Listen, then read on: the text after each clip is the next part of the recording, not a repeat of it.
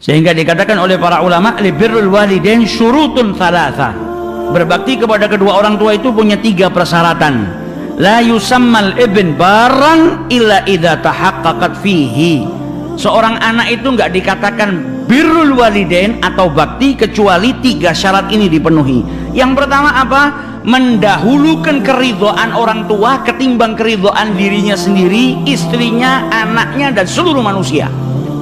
Jadi yang dia kedepankan apa? Mencari ridhonya orang tua, membahagiakan orang tua.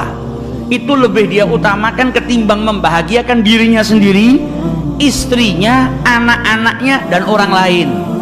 Karena terkadang ada orang sama orang lain baik, sama orang tuanya nggak baik. Orang lain butuh bantuan apa, dia berikan, dia bantu, dia berupaya. Tapi justru ketika orang tuanya butuh sesuatu, dia nggak gubris.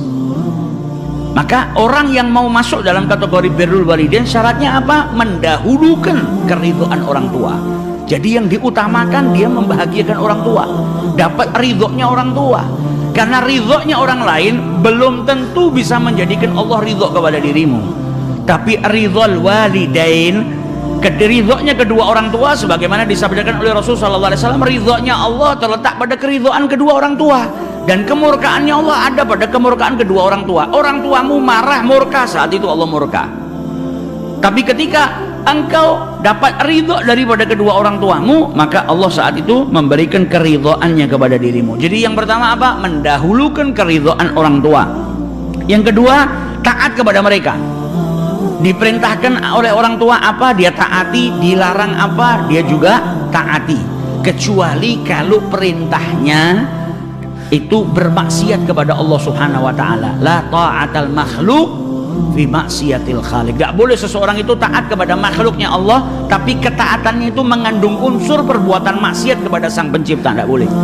Kalau kau diperintahkan untuk bermaksiat atau diperintahkan untuk perbuatan-perbuatan yang dilarang oleh Allah, kau tidak diwajibkan untuk mentaati, tapi tetap engkau harus menjaga adabmu kepada kedua orang tua.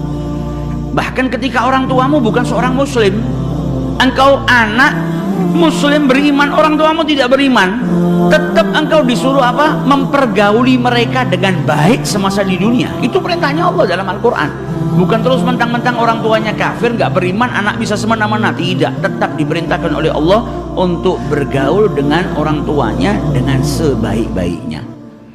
Jadi syarat yang kedua, taat kepada kedua orang tua. Yang diperintahkan lakukan, yang dilarang jauhin, walaupun kau nggak suka.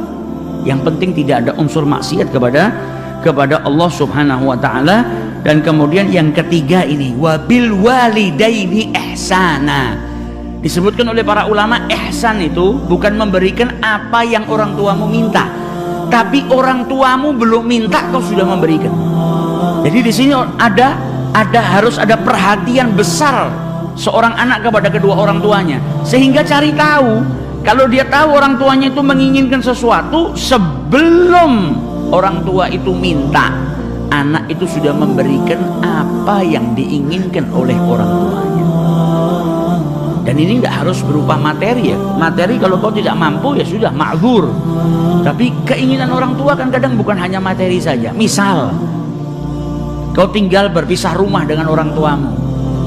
Orang tuamu kepingin kau setiap hari menjenguk dirinya, maka kau harus pandai-pandai membaca. Oh, yang diinginkan orang tua saya ini, saya itu tiap hari datang ke rumahnya, mencium tangannya. Tapi orang tua terkadang tidak membebani anaknya, nggak mau mengucapkan. Tapi sebagai seorang anak yang peka perasaannya, dia tahu keinginan orang tuanya apa. Maka sebelum orang tuanya minta, dia sudah memberikan apa yang diinginkan oleh orang tua. Nah, kalau sudah bisa berbuat seperti itu, baru seseorang itu dikatakan sebagai birrul walidain atau berbakti kepada kedua.